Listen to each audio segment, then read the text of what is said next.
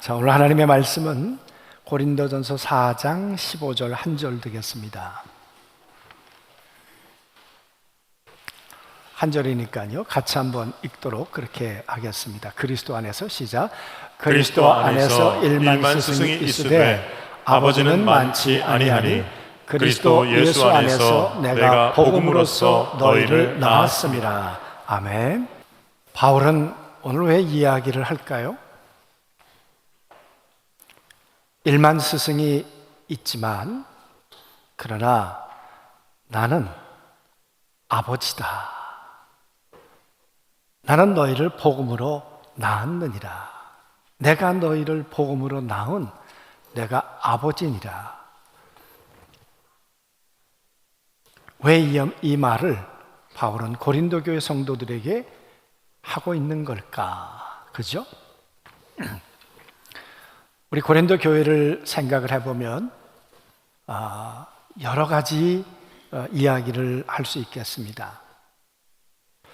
고린도라는 이 동네가 가지고 있는 특징, 그러니까 고린도 도시는 약 한 예수님 오시기 146년 전에 세워졌을 거라고 그렇게 이야기를 합니다.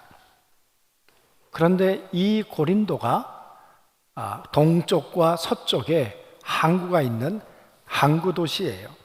동쪽에 있는 항구를 겐그리아, 그리고 서쪽에 있는 항구를 레카이온 이랬습니다.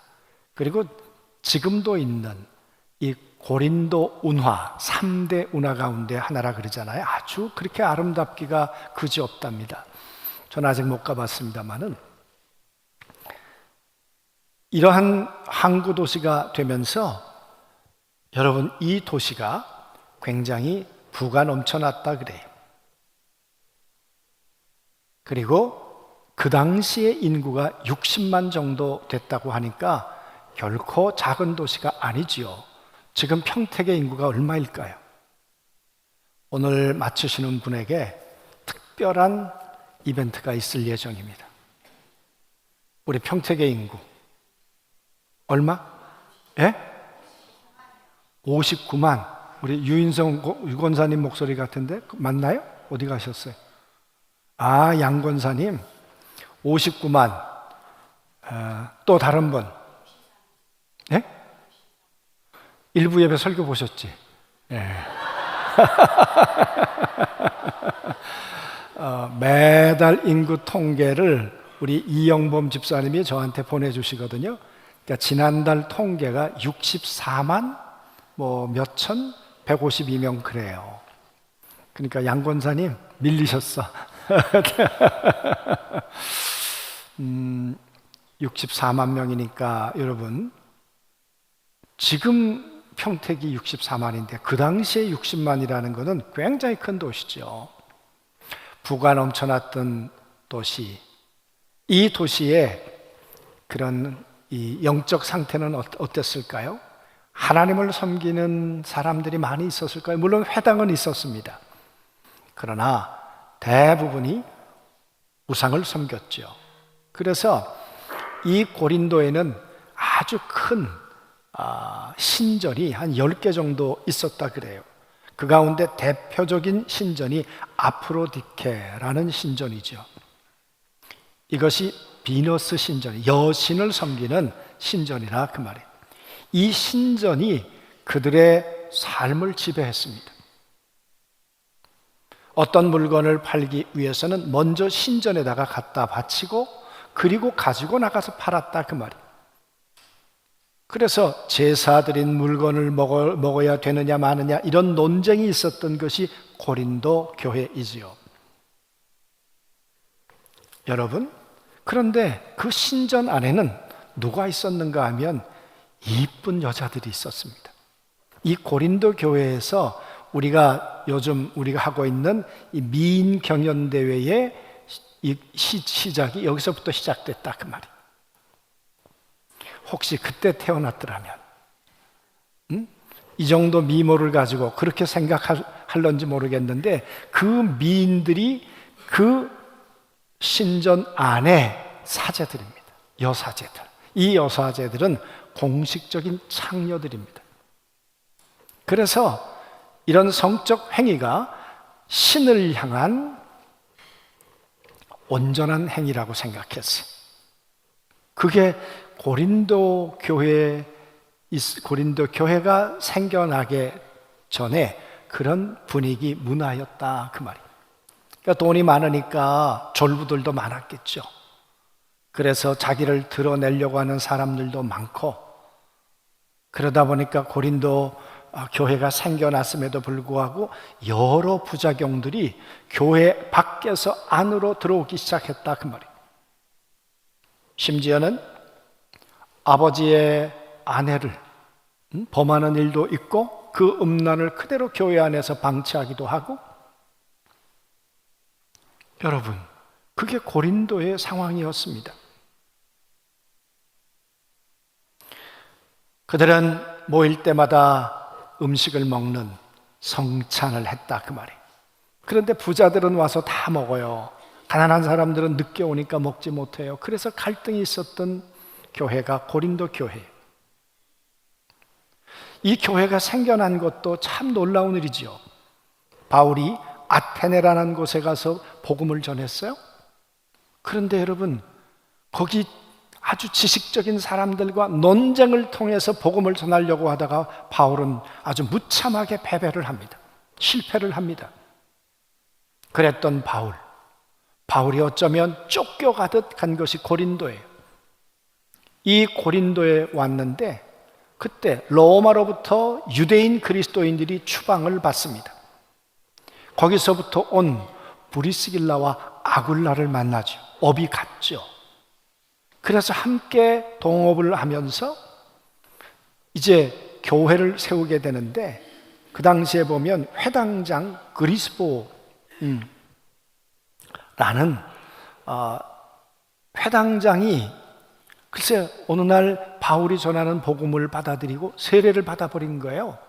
그 당시에 유대인들이 볼 땐 이 그리스도 교는 이단이에요. 그 말은 무슨 얘기냐? 오늘로 말하면 제가 어느 날 신천지에 가입을 했어요. 별로 안 놀라네? 괜찮아요 그래도? 안 되잖아요, 그지? 그러니 얼마나 난리가 났겠습니까? 이 회당장이 예수님을 영접하고 세례를 받고 그 집에서 생겨난 교회가 고린도 교회예요. 여러분, 얼마나 복음을 정확하게 전했으면 그리스보가 회당장이 개종을 했겠습니까? 그러면서 한 사람 한 사람 예수 믿는 사람들이 생겨난 교회가 고린도 교회였다, 그 말이에요.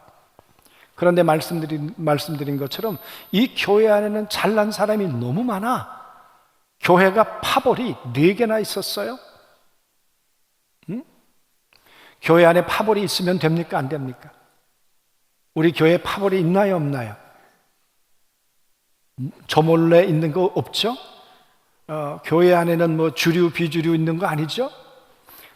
주류는 뭡니까? 술 드시는 분. 비주류는 안 된다고 하시는 분, 뭐 예를 드는 거예요. 여러분, 교회 안에 파벌이 있고 주류가 있고 비주류가 있고 기득권 세력이 있고 안 되지 않습니까? 그런데 고린도 교회는 그 모습이 있었다, 그 말이에요. 그뿐일까요?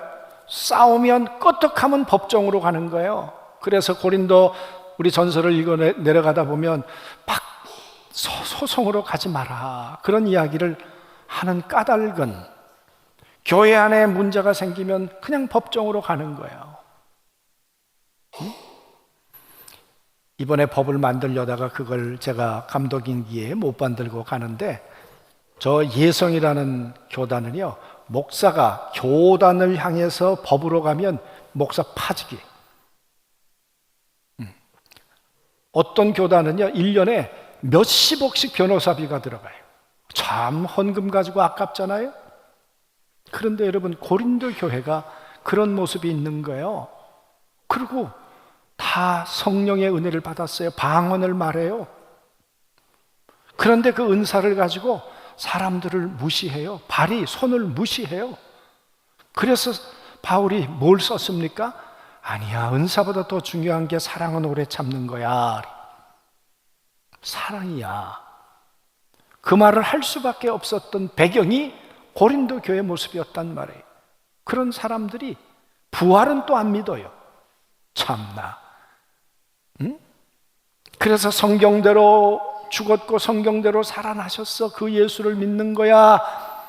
우리가 그 예수를 믿는 것은 죄 문제 해결일 뿐만 아니라 우리는 부활의 새 몸을 입는 거야. 여러분, 바울이 그렇게 복음을 전하지 않았겠습니까? 내가 믿는 예수, 하나님과 동등됨을 취하지 아니하시고 이 땅에 사람의 몸을 입고 오신 예수, 그 예수가 십자가 위에서 피 흘려 돌아가셨어. 왜? 여러분과 저를 새로운 생명으로 출산하기 위해서 해산의 고통을 받은 거야. 산고를 치른 거지.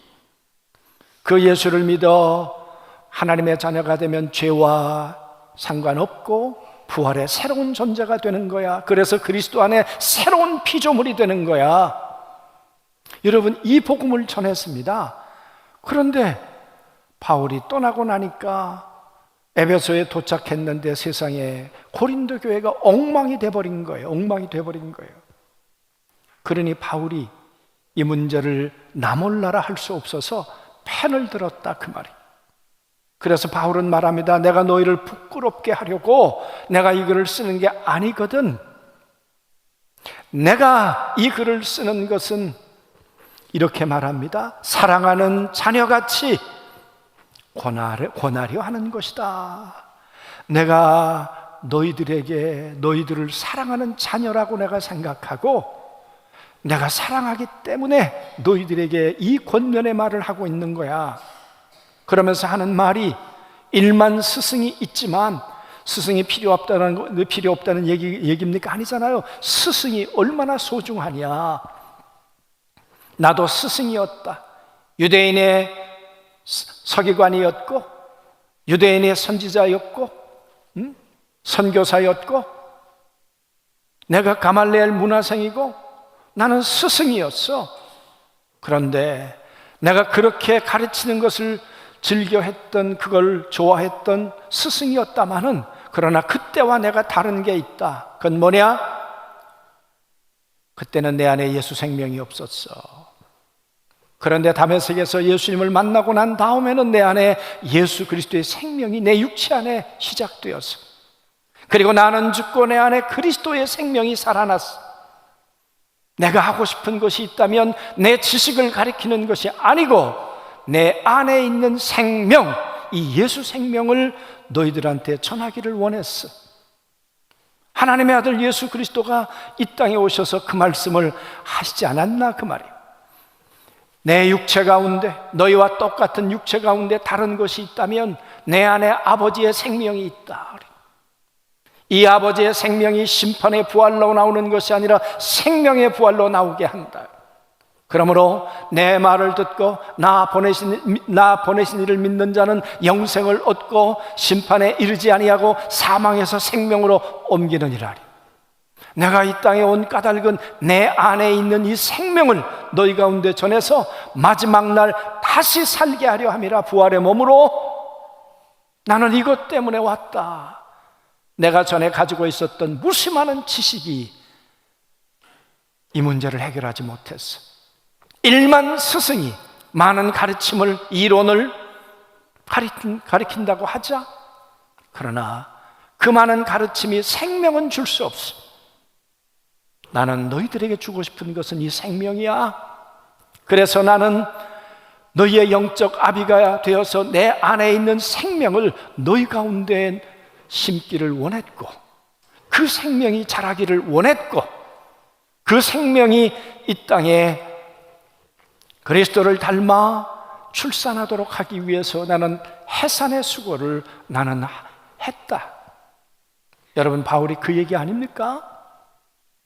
그래서 너와 나와의 관계는 영적 아비와 자녀의 관계이기 때문에 나는 자녀인 너희들에게 이렇게 해서는 안 된다. 이건 교회 모습이 아니다. 이것은 하나님의 자녀의 모습이 아니다. 내가 너에게 이걸 가리키고 이걸 훈계하고 싶다. 여러분, 그 말 아니겠습니까? 4장을 시작하면서 바울은 이 고린도 교회가 참 문제가 많구나 그래. 지도자라는 사람들이 문제가 많구나 그래. 맡은 자에게 구할 것은 충성인데 충성하기보다 내가 이런 사람이야, 내가 목사야, 내가 장로야 이러면서 자기의 위치가 뭔지, 만약 그렇게만 한다면 그게 교회 모습일까? 그러면서 바울이 뭐라고 말합니까? 나는 너희를 위해서 비천한 자가 되었잖아. 나는 너희를 위해서 종이 되었잖아. 여러분, 자식이 생기고 나면 완전히 가분 자식이고요, 어미는 을이에요. 그렇잖아요. 어떻게 보면 저렇게 자식을 위해서 쩔쩔맬까? 왜? 사랑하니까. 응? 사랑하니까. 내가 너희를 복음으로 낳고 너희를 복음으로 자라나도록 하기 위해서 나는 을이었지, 나는 너희에게 갑으로 살지 않았어. 그게 여러분 4장 1절부터 그렇게 11절까지 바울이 얘기를 하면서 참 고린도 교회가 내가 너희들에게 했던 모습하고는 다르게 지금 지도자들이 그렇게 너희 안에 있구나. 아니다, 아니다. 그러면서 바울은 8절에 이렇게 말합니다. 내가 너희가 이미 배부름으로 이미 풍성하여 우리 없이도 왕이 되었도다. 그래.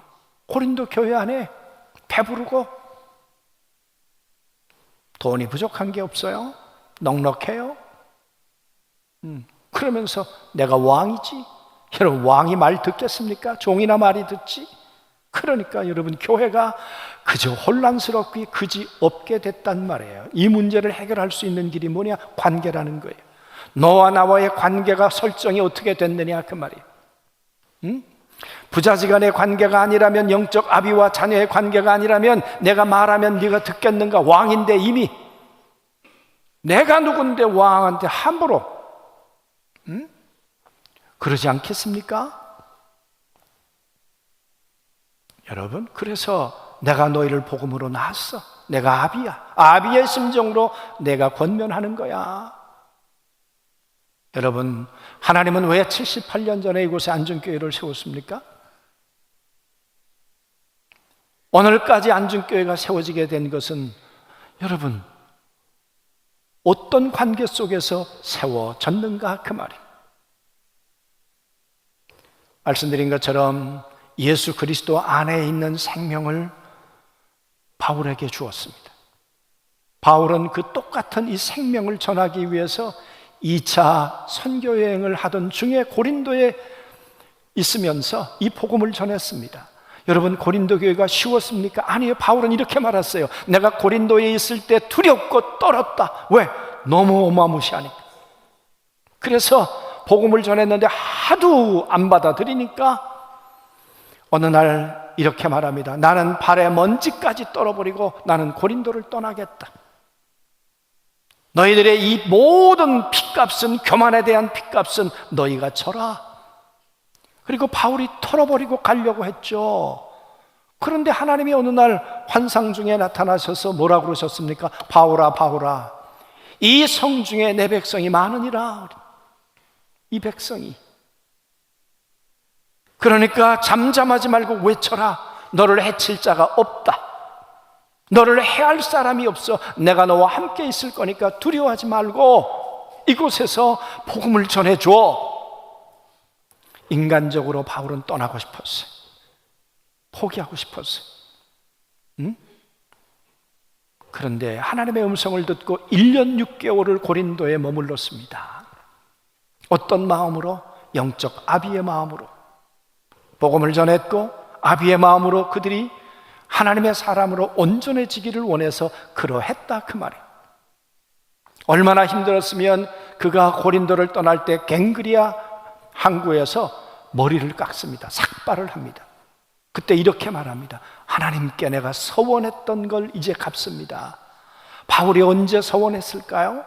아마 고린도에 있으면서 너무 두렵고 떨리니까 하나님이 나를 지켜주시면, 하나님이 고린도에 있는 동안 나를 인도해 주시면 하나님, 제가 하나님 앞에 머리를 깎겠습니다. 아마 그런 서원을 하지 않았을까. 그 두려운 동네가 고린도였습니다. 그런데 여러분, 그 교회에서, 이 고린도에서 바울이 견딜 수 있었던 건 뭐냐? 아비의 마음이란. 사랑하는 성도 여러분, 제가 3월 한 달 더 설교를 할 수 있게 되면서 지난 주간에는 해산의 수고, 오늘 말씀은 내가 복음으로 나 있느니라, 나는 너희에게 있어서 영적 아비니라, 이 말씀을 드리는 이유는 정말 교회가 뭘까? 제가 이제 현장 목회를 마무리하면서 정말 교회는 뭐냐 그 말이에요. 생명을 심고 생명 때문에 입덧하고, 그리고 입덧을 넘어 해산의 수고를 하고 그리스도의 형상이 회복되기까지, 그렇게 수고를 하지 않는 목회라면 과연 하나님은 뭐라 하실까? 여러분, 교회에서 여러분과 저의 관계가 이 생명을 심고 생명을 자라게 하는 그런 관계가 아니라면, 그 설정이 아니라면 뭘까 도대체? 교회의 본질은? 제가 얼마 전에, 몇 년 됐죠? 장로 임직을 하는데 저보고, 그때는 뭐 지방장도 아니고 아무것도 아닌데 와서 설교를 하라 그래서 제가 갔습니다. 가서 제가 그런 얘기를 했습니다. 장로님이 되시고 나면 자칫 담임 목사가 없어지고 회의하는 당회장이, 장로교로 말하면 당회장만 생길 수 있습니다. 자칫 닮아가면 내 영적인 내 목양을 해주는 사람은 없어지고 행정의 파트너로 담임 목사가 바뀔 수 있습니다. 정말 조심하셔야 합니다. 내 영적 관리를 하실 수 있겠는가?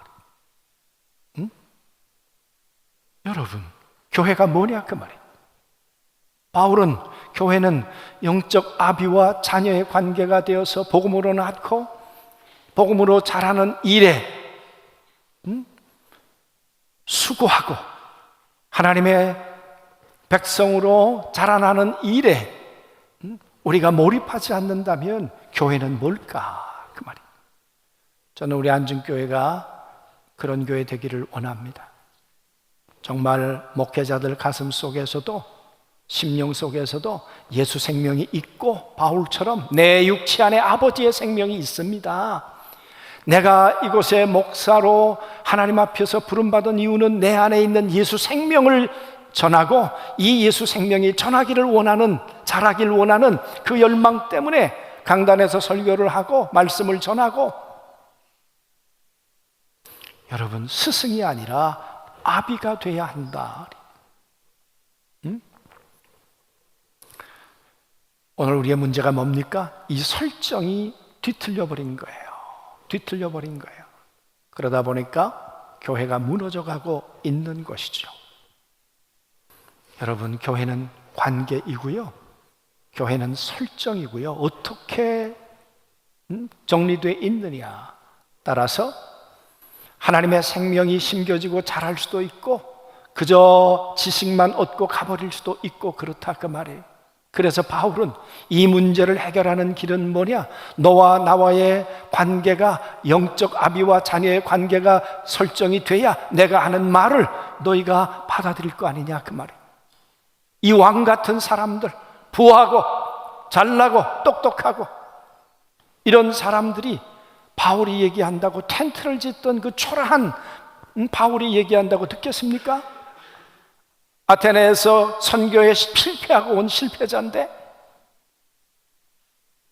여러분, 우리 아비와 어미가 초라할지라도 내 생명의 근원이고 이 땅에 나를 출생해 준 근원이고 나를 위해서 염려하고 나를 위해서 먹이고 입힐 수 있는 것은 아비지, 아저씨가 아닙니다.